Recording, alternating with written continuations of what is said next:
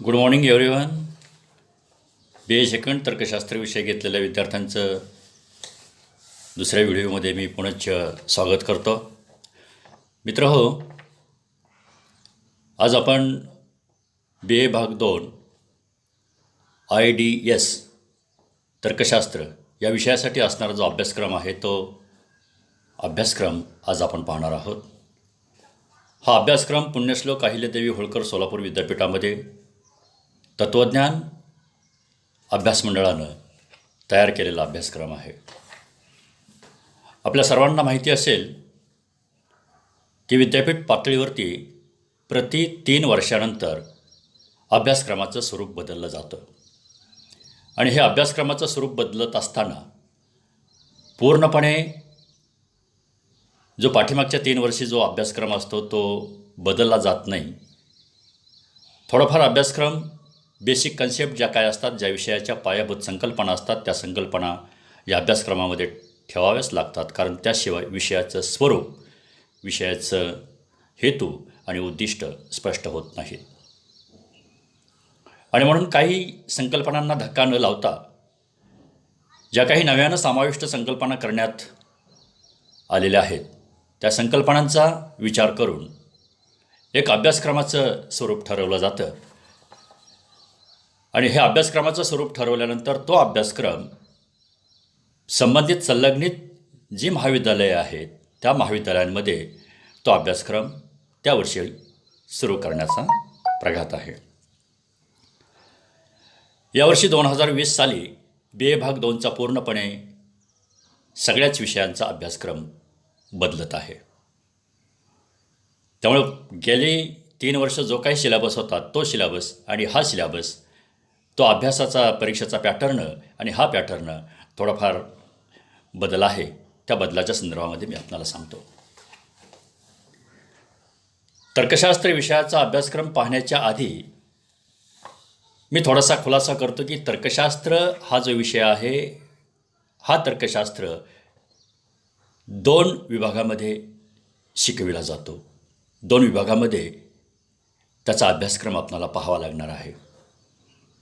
अध्यापनाचं कामकाज करत असताना पहिल्या सत्रामध्ये, दुसऱ्या सत्रामध्ये ही FYBA तुमची परीक्षा पूर्ण झाली. पण ज्यावेळेस तुम्ही बी ए भाग 2मध्ये येता त्यावेळेस तुमचं सत्र क्रमांक हे 3 असतं आणि नंतर मग दुसरं जे सत्र असतं त्याला सत्र क्रमांक 4 असं म्हटलं जातं. TYBAला गेल्यानंतर तुम्ही त्याचं सत्र क्रमांक 5 आणि सत्र क्रमांक 6 अशा एकूण 6 सत्रांचा अभ्यास आपल्याला करावा लागतो. 6 सत्रांची आपल्याला परीक्षा द्यावी लागते. त्यावेळेस आपण BAची पदवी पूर्ण करू शकतो. आता जे आपलं हे सत्र आहे हे सत्र क्रमांक 3 आणि या सत्र क्रमांक 3मध्ये जो आपला विषय तर्कशास्त्र आपण म्हणतो, पण त्या तर्कशास्त्रामध्ये सुद्धा 2 भाग आहेत. त्याच्यामध्ये पहिला जो भाग आहे त्यात अल्टरनेटिव्ह कोर्स A असं म्हटलं गेलेलं आहे आणि अल्टरनेटिव्ह कोर्स B असा एक दुसरा भाग आहे. आता अल्टरनेटिव्ह कोर्स A हा काय आहे तर अल्टरनेटिव्ह कोर्स हा तत्त्वज्ञानातील जी तर्कशास्त्र ही एक फांदी आहे. त्या तर्कशास्त्रामध्ये सिम्बॉलिक लॉजिक, त्यालाच सांकेतिक तर्कशास्त्र किंवा दुसऱ्या बाजूनं असं म्हटलं जातं मॉडर्न लॉजिक, त्यालाच असं म्हटलं जातं मराठीमध्ये आधुनिक तर्कशास्त्र. हा अल्टरनेटिव्ह कोर्स A झाला. अल्टरनेटिव्ह कोर्स B हा जो आहे तो ट्रॅडिशनल लॉजिक. ट्रॅडिशनल लॉजिक त्यालाच मराठीमध्ये असं म्हटलं जातं की पारंपरिक तर्कशास्त्र. आणि याच पारंपरिक तर्कशास्त्राचा अभ्यास आपल्याला 2 सत्रांमध्ये करायचा आहे. त्याच्यातील पहिलं सत्र म्हणजेच सत्र क्रमांक 3 याचा सिलेबस आपण पाहणार आहोत. तत्पूर्वी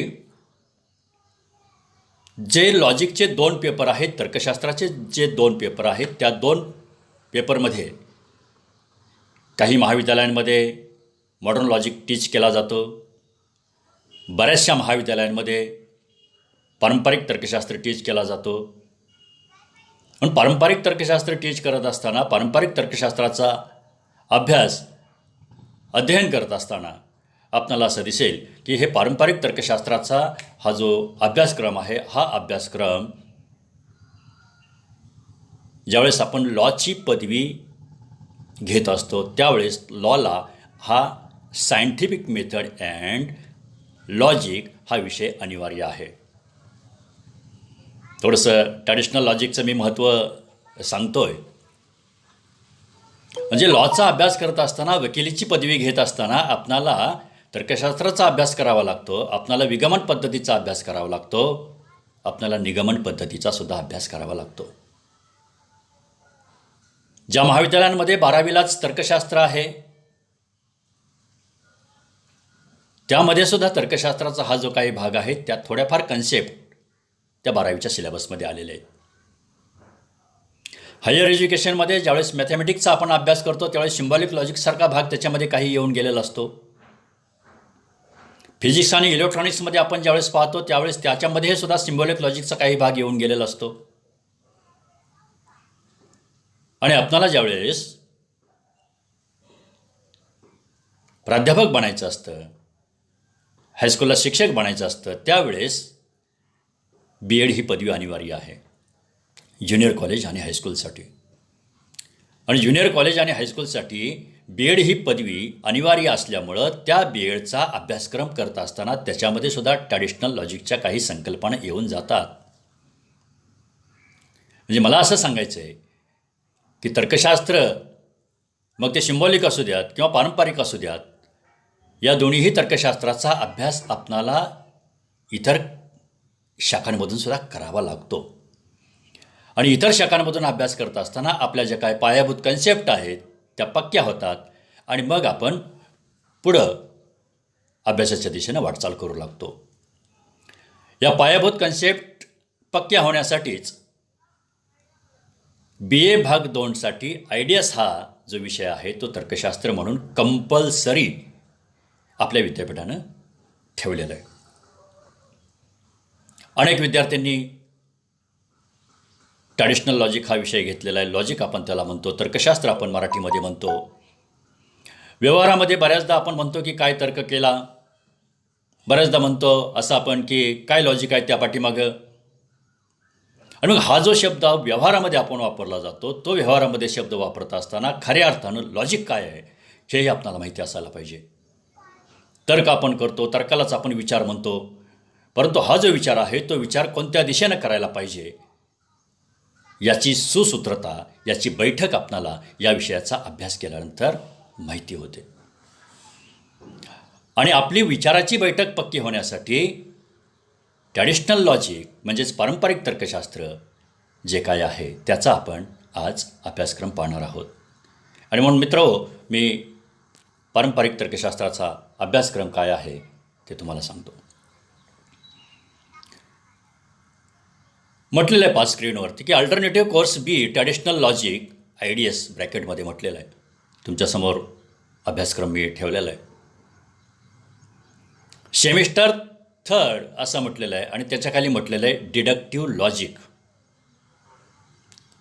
मगाशी मी म्हटल्याप्रमाणे सत्र क्रमांक 3 आणि सत्र क्रमांक 4 अशी 2 सत्रं आपल्याला तर्कशास्त्राची अभ्यासावी लागणार आहेत.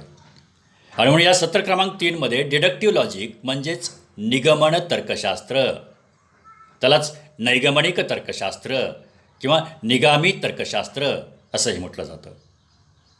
आणि सत्र क्रमांक 4मध्ये आपल्याला हे सत्र क्रमांक 3ची एक्झाम झाल्यानंतर आपण अभ्यास केल्यानंतर 4मध्ये आपण जो अभ्यासक्रम पाहणार आहोत त्यालाच इंडक्टिव्ह लॉजिक असं म्हटलं जातं.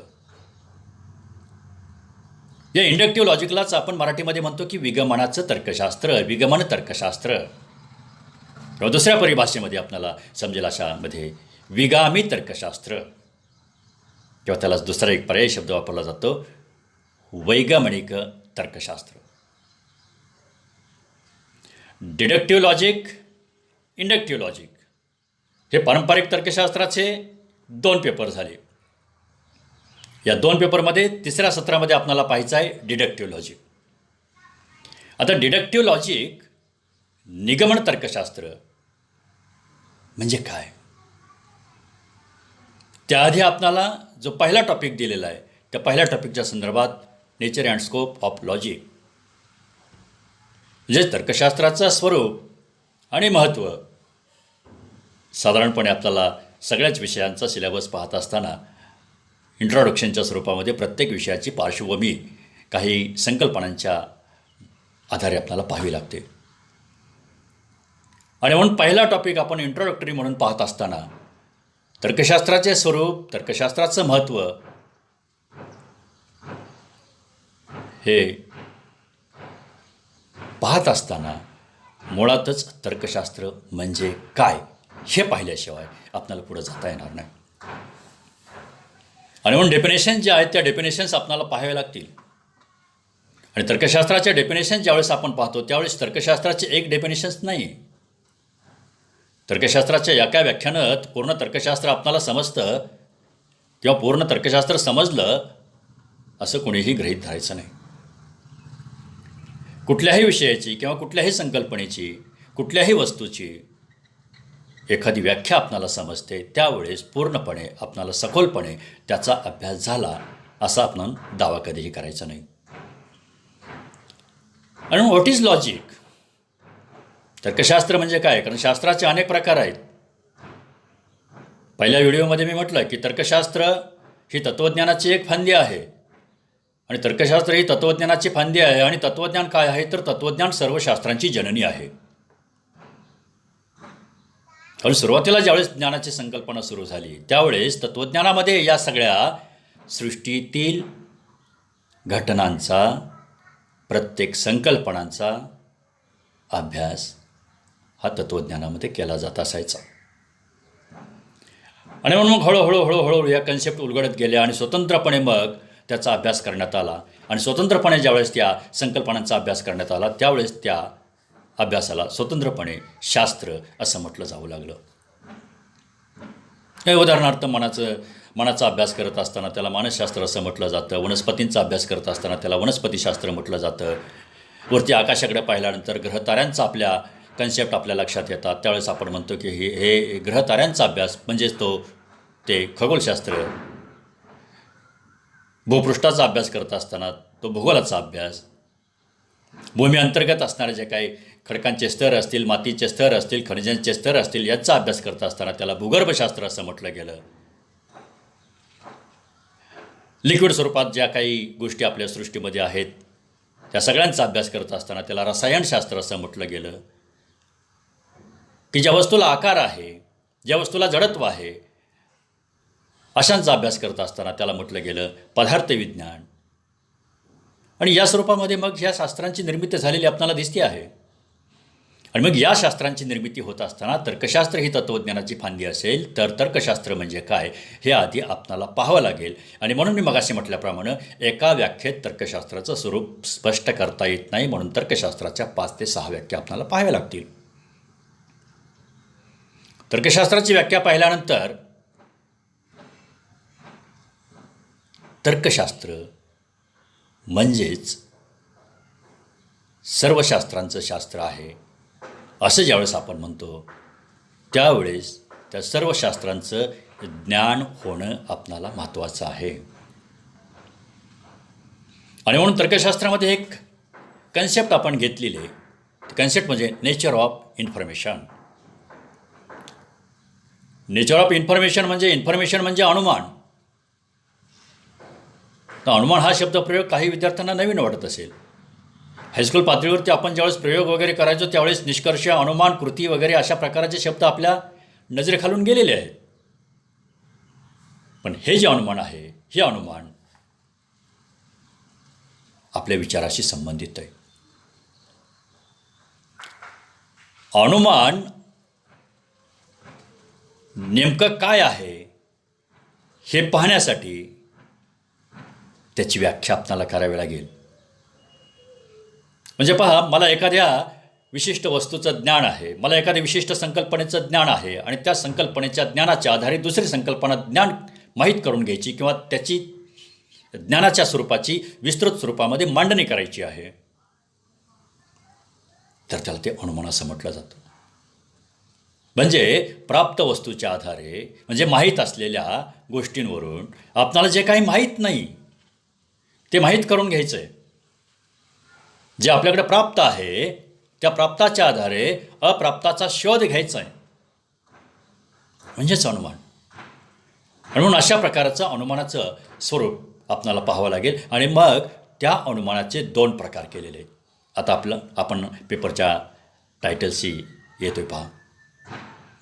त्या अनुमानाचे 2 प्रकार केलेले आहेत. त्या अनुमानाच्या 2 प्रकारांमध्ये पहिला जो प्रकार आहे तो निगमन अनुमान, दुसरा जो प्रकार आहे तो विगमन अनुमान.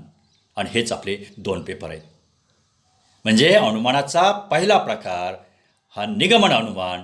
टायटल पहा आपण काय दिलेलं आहे पेपरला, डिडक्टिव्ह लॉजिक, म्हणजेच निगमन अनुमान. आणि अनुमानाचा दुसरा जो प्रकार आहे तो दुसरा प्रकार विगमन अनुमान. ते 4थ्या सत्रामध्ये आपल्याला पाहिजे. आता इथं अनुमानाचे 2 प्रकार आपण पाहिल्यानंतर, डिडक्टिव्ह आणि इंडक्टिव्ह पाहिल्यानंतर पुन्हा आपण पुढे जातोय. The logic is a formal science. The logic is a formal science. हे तर्कशास्त्र हे जे आहे हे तर्कशास्त्र आकारिक शास्त्र आहे. तर्कशास्त्र का आकारिक शास्त्र आहे? आशयात्मक शास्त्र कशाला म्हणायचं, आकारिक शास्त्र कशाला म्हणायचं, त्या कन्सेप्टच्या अनुषंगाने आपण त्यावेळेस पाहूयात. म्हणजे त्या ठिकाणी त्या संकल्पनेचा खुलासा होईल.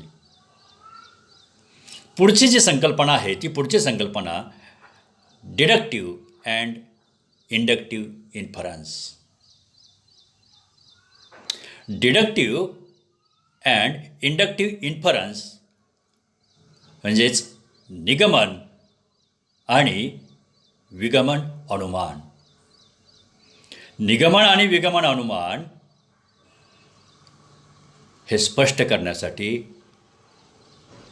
आपणाला एक महत्त्वाची संकल्पना की जी इथं सिलेबसमध्ये नाही परंतु त्याची चर्चा केल्याशिवाय पुढं जाता येणार नाही, ती संकल्पना आहे ज्ञानाची संकल्पना. डिटेल्समध्ये आपण ती संकल्पना पाहणार नाही, परंतु ओझरत्या स्वरूपामध्ये ती संकल्पना पाहिल्याशिवाय आपणाला अनुमानाचं स्वरूप स्पष्ट करता येणार नाही, अनुमानाचे प्रकार आपणाला समजणार नाहीत. आणि म्हणून मग हे अनुमानाचं स्वरूप आणि डिडक्टिव्ह इंडक्टिव्ह इन्फरन्स काय आहे हे समजण्यासाठी ज्ञान म्हणजे काय महत्त्वाचा भाग आहे. आता आपण म्हणतो की याचं ज्ञान झालं का, त्याचं ज्ञान झालं का, अमुक अमुक ज्ञानी आहे, म्हणजे काय हो, ज्ञान म्हणजे काय, हा एक महत्त्वाचा भाग. दुसरा भाग ज्ञान कोणाला होतं. आणि तिसरा महत्त्वाचा भाग ज्ञान कसं होतं. आता या गोष्टी ज्ञानाची संकल्पना पाहत असताना त्याची सविस्तर चर्चा करूयात आपण. पण जे ज्ञान होतं ते ज्ञान घेणारा कोणीतरी व्यक्ती असतो, ज्ञान घेणारा कोणीतरी समूह असतो.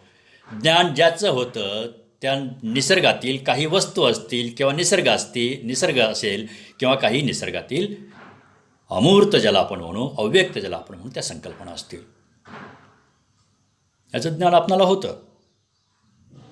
माणसाला नेहमी ज्ञान होतं. आणि हे ज्ञान कशाच्या स्वरूपामध्ये होतं तर एक प्रत्यक्षाच्या स्वरूपामध्ये होतं आणि एक अप्रत्यक्ष स्वरूपामध्ये सुद्धा ज्ञान होतं. आणि प्रत्यक्ष स्वरूपामध्ये ज्ञान होत असताना डोळे आहेत, नाक आहे, कान आहे, जीभ आहे, त्वचा आहे. याचाच अर्थ माणसाची जी पंचज्ञानेंद्रिय आहेत त्या पंचज्ञानेंद्रियांच्या आधारे प्रत्यक्ष स्वरूपात ज्ञान होतं. या प्रत्यक्षाच्या आधारे अप्रत्यक्ष स्वरूपामध्ये ज्या वस्तू असतील, ज्या घटना घडत असतील त्या घटनांचं आपणाला ज्ञान होणं म्हणजेच अप्रत्यक्ष ज्ञान होय. आणि म्हणून ही ज्ञानाची संकल्पना पाहत असताना ज्ञानाच्या प्रत्यक्ष आणि अप्रत्यक्ष ज्ञानामध्ये सुद्धा 3 प्रकार पडतात. त्याची आपण चर्चा त्या ठिकाणी करूयात. कारण ती संकल्पना आपणाला पाहिल्याशिवाय डिडक्टिव्ह आणि इंडक्टिव्ह इन्फरन्स म्हणजे काय हे आपणाला समजणार नाही. पहिल्या युनिटमधील शेवटची संकल्पना आहे युजेस ऑफ लॉजिक. आपणाला माहिती आहे आपण फार विचार करून विषयांची निवड करत असतो. बऱ्याचदा मित्रानं तो विषय घेतला म्हणून मी तो विषय घेतला. बऱ्याचदा मला पर्याय नाही म्हणून मी त्या विषयाची निवड केली. पण मित्र हो, मला असं वाटतं की ज्या विषयाचा उपयोग आपल्या लाईफमध्ये हरघडीला होईल अशा विषयाचं अध्यापन आपण जरूर करावं. सगळेच विषय आपल्याला पुढे घेऊन जाणारे आहेत, परंतु त्यातही जे विषय आपल्याला महत्त्वाचा वाटतो, का महत्त्वाचा वाटतो, ते आपण पाहिलं पाहिजे. म्हणजे तर्कशास्त्राचा अभ्यास आपण करतोय, परंतु तर्कशास्त्राचा व्यवहारामध्ये काय उपयोग होतो का? तर्कशास्त्राचा अभ्यास आपण करतोय फक्त परीक्षेसाठीच आपण परीक्षार्थी म्हणून अभ्यास करतोय का? तर्कशास्त्राचा अभ्यास केल्यानंतर मला पुढील शिक्षणासाठी त्याचा उपयोग होईल का? रोजच्या जीवनामध्ये तर्कशास्त्राचा मला फायदा होईल काय? आणि जर होत असेल तर मी तर्कशास्त्री विषय घेईन, तर्कशास्त्री विषयाची मी निवड करीन. आणि मग ही निवड केल्यानंतर खरोखरच तर्कशास्त्राचे खरेच फायदे आहेत काय? जर असतील तर तर्कशास्त्राचा अभ्यास आपल्याला करावा लागेल. आणि म्हणून युजेस ऑफ लॉजिक, तर्कशास्त्राचे उपयोग काय आहेत, तर्कशास्त्राचे फायदे काय आहेत, हे आपण त्या ठिकाणी पाहूया. मित्र, एकूण 4 युनिटचा अभ्यास आपल्याला करायचा आहे. त्याच्यातील पहिलं युनिट इंट्रोडक्शनमध्ये झालं. दुसरं जे युनिट आहे त्या दुसऱ्या युनिटमध्ये म्हटलेलं आहे, पहा, प्रोपोजिशन्स अँड टर्म्स, म्हणजेच विधाने आणि पद किंवा पदे. आता तुम्ही म्हणाल की या युनिटचं नावच असं आहे की विधाने आणि पद. आपण मराठी भाषा बोलतो, त्या बोलण्यामध्ये विधान असतं, त्या बोलण्यामध्ये एक शब्द असतो, त्या शब्दालाच पद म्हटलं जातं. ते शब्द अक्षरांनी बनलेले असतात. हा सगळा व्याकरणीय भाग या ठिकाणी तर्कशास्त्रामध्ये काय उपयोगाचा आहे? निश्चितपणे प्रश्न पडेल, मान्य आहे. परंतु मित्र हो, प्रत्येक विधानानेच, प्रत्येक पदानेच त्या विधानाचा अर्थ, त्या पदाचा अर्थ आपणाला माहिती होतो. कारण अर्थहीन विधानं किंवा अर्थहीन बोलणं माणसाचं कधीही नसतं. जे काही बोललं जातं ते वस्तूकडे पाहून बोललं जातं, जे काही बोललं जातं ते व्यक्तीकडे पाहून बोललं जातं, जे काही बोललं जातं ते निसर्गातील घटनांच्याकडे पाहून बोललं जातं. आणि हे बोलत असताना पहिली जी कन्सेप्ट या ठिकाणी आपण घेतलेली आहे ती कन्सेप्ट म्हणजे प्रोपोजिशन्स अँड सेंटेन्सेस. त्याच्यामध्ये विधान आणि वाक्य, विधान आणि वाक्य, विधानाआधी की वाक्य आधी? वाक्य कशाला म्हणायचं आणि विधान कशाला म्हणायचं? म्हणजे वाक्य म्हणजे काय आणि विधान म्हणजे काय हे पाहिल्याशिवाय आपल्याला तर्कशास्त्रातील जे काही युक्तिवाद आपण करणार आहोत पुढे, ते युक्तिवाद करता येणार नाहीत. कारण वाक्यांनी युक्तिवाद कधीच होत नाहीत. युक्तिवाद होतात ते विधानांनीच युक्तिवाद होतात. आणि विधानांनी ज्यावेळेस युक्तिवाद होतात त्याच वेळेस आधार म्हणून जे काही आपण घेतलेलं आहे त्या आधाराच्या आधारे जो निष्कर्ष आपण काढणार आहोत त्या निष्कर्षाकडे वाटचाल कशी होते त्या संदर्भामध्ये आपण इथं विधान आणि वाक्य पाहणार आहोत. पुढची संकल्पना कॉन्टिंजंट ऑफ प्रोपोजिशन्स. विधानं जी आहेत त्या विधानांना लावलेली जी काही परिमाणं आहेत, जी काही विधानाचा गुण आहे, की जसं आपण व्याकरणाचा अभ्यास करत असताना आपण म्हणतो की प्रत्येक विधानाला कर्ता असतो, प्रत्येक विधानामध्ये कर्म असतं आणि प्रत्येक विधानाचा शेवट क्रियापदानं होतो. तसंच काहीसा भाग या ठिकाणी आहे. विधान परिमाण आणि विधान गुण आणि मध्ये जो काही आशय आहे त्या आशयाला नेमकं काय म्हणायचं, तो भाग या ठिकाणी आपल्याला पाहावा लागणार आहे. आणि म्हणून मग तो भाग पाहत असताना पुढची जी कॉन्सेप्ट आहे ती पुढची कॉन्सेप्ट म्हणजे कॉन्ट्ररी अँड कॉन्ट्राडिक्टरी टर्म्स. पद म्हणजे काय, शब्द म्हणजे काय, पदाचा अर्थ आपल्याला समजला पाहिजे, पदाचं वत्स्वार्थक असेल, पदाचा गुणार्थक असेल, पदाची व्याप्ती असेल, या सगळ्या गोष्टी आपल्याला इथं समजायला पाहिजेत. आणि मग कॉन्ट्ररी अँड कॉन्ट्राडिक्टरी टर्म्स, इथं विरोधी पदं कोणती आहेत आणि व्याघाती पदं कोणती आहेत. म्हणजे ज्यावेळेस मी म्हणतो की मी सुखी आहे, त्याच वेळेस आपण जर म्हटलं की मी दुःखी आहे, तर ही दोन्ही विधानांच्या संदर्भातील असणारी वस्तुस्थिती एकाच व्यक्तीच्या एका वेळेस लागू होणार नाही. एकदा जर मी म्हटलं की मी गरीब आहे आणि मी श्रीमंत आहे, म्हणजे पहा अशा प्रकारची विधानांमध्ये आपण पदं काय वापरतो, त्या पदांच्या आधारे नेमकी वस्तुस्थिती आपणाला कधीकधी व्यापक दृष्टीने लावता येते, कधीकधी आपणाला त्या ठिकाणी लावता येत नाही. आणि म्हणून विरोधी पद कशाला म्हणायचं आणि व्याघाती पद कशाला म्हणायचं हे समजून घेत असताना विरोधी पदांची व्याख्या, व्याघाती पदांची व्याख्या, विरोधी पदं कोणते आहेत, व्याघाती पदं कोणते आहेत, विरोधी पदं आणि व्याघाती पदं ही एकाच वेळेस आपणाला एका विधानामध्ये वापरता येतात काय, आणि जर वापरली तर आपल्याला आधार विधानांपासून निष्कर्ष काढता येईल का, आणि जर वापरता येत नसतील तर त्या विधानांचा युक्तिवाद तयार होईल काय, अशा प्रकारची चर्चा आपण त्या ठिकाणी करणार आहोत. पुढची संकल्पना अत्यंत महत्त्वाची मला वाटते, कारण ती संकल्पना पाहिल्याशिवाय आपल्याला पुढे जाता येणार नाही. आणि म्हणून तर्कशास्त्राच्या प्रकरणांमध्ये युनिटमध्ये अशा प्रकारचा क्रम आहे की पहिलं प्रकरण आपल्याला समजल्याशिवाय दुसऱ्या युनिटमधील आपल्याला भाग समजणार नाही, दुसऱ्या युनिटमधील भाग समजल्याशिवाय आपल्याला तिसरा आणि तिसऱ्याशिवाय चौथा, म्हणजे या पायऱ्या आहेत.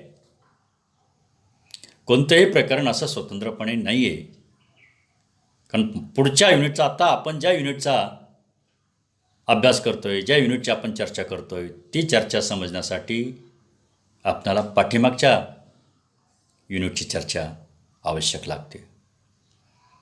आणि म्हणून ट्रॅडिशनल क्लासिफिकेशन्स ऑफ प्रोपोजिशन्स म्हणजेच विधानांचं वर्गीकरण. आता तुम्ही म्हणाल की विधानांचं वर्गीकरण कसं करायचं. हे विधानांचं वर्गीकरण तर्कशास्त्राचा आद्यजनक,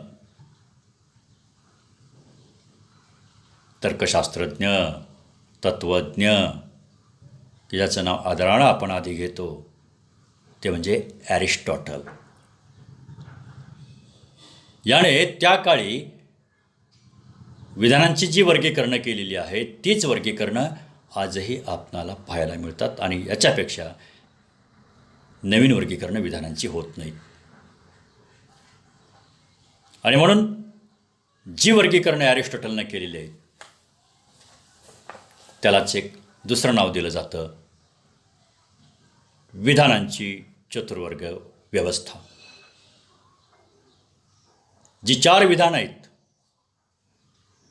ती जे नेहमी आपण बोलीभाषेमध्ये व्यवहारामध्ये वापरतो, आर्ग्युमेंट्समध्ये वापरतो, ती कोणती आहेत की जी ॲरिस्टॉटलनं सांगितलेली आहेत.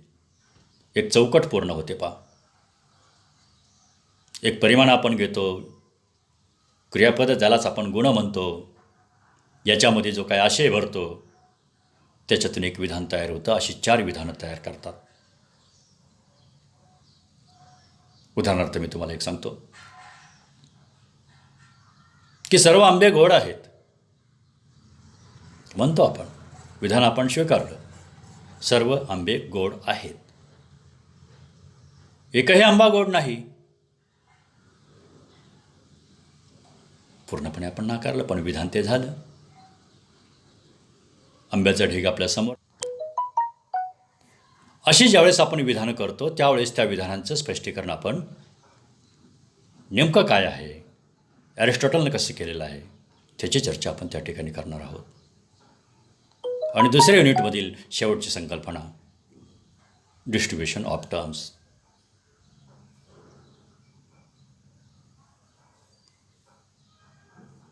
पदांची वर्गीकरण. ही पदांची वर्गीकरणं पाहत असताना ती पदांची वर्गीकरणं कोणत्या स्वरूपामध्ये केलेली आहे, त्यांची व्याप्ती कशी आहे. म्हणजे सर्व आंबे गोड आहेत असं आपण ज्यावेळेस म्हणतो त्यावेळेस आंबा हा जो घटक आहे, ही जी वस्तू आहे ती सर्वव्याप्त आहे, अंशव्याप्त आहे. गोड हे जे पद आहे हे सर्वव्याप्त आहे, अंशव्याप्त आहे. डिस्ट्रीब्युशनच्या संदर्भामध्ये आपल्याला त्या ठिकाणी ते पाहावं लागेल. आणि पदांची वर्गीकरण आपण ज्यावेळेस पाहतो त्यावेळेस आपणाला युक्तिवादाची युक्तता तपासता येते. आणि म्हणून डिस्ट्रीब्युशन ऑफ टर्म्स आणि क्लासिफिकेशन ऑफ प्रोपोजिशन्स या दोन संकल्पना या युनिटमधील महत्त्वाच्या आहेत. या दोन संकल्पना या ठिकाणी जर समजल्या तर पुढचं तिसरं युनिट आणि चौथं युनिट समजायला काही अवघड जाणार नाही. मित्रहो, दोन युनिटच्या संदर्भामध्ये आपण अभ्यासक्रमाच्या बाबतीत जी चर्चा केली ती चर्चा आज आपण इथं थांबूयात आणि पुढच्या दोन युनिटच्या संदर्भामध्ये पुढच्या व्हिडिओमध्ये आपण ती चर्चा करूयात आणि मग आपण तर्कशास्त्राच्या अध्यापनाला प्रारंभ करूयात. धन्यवाद.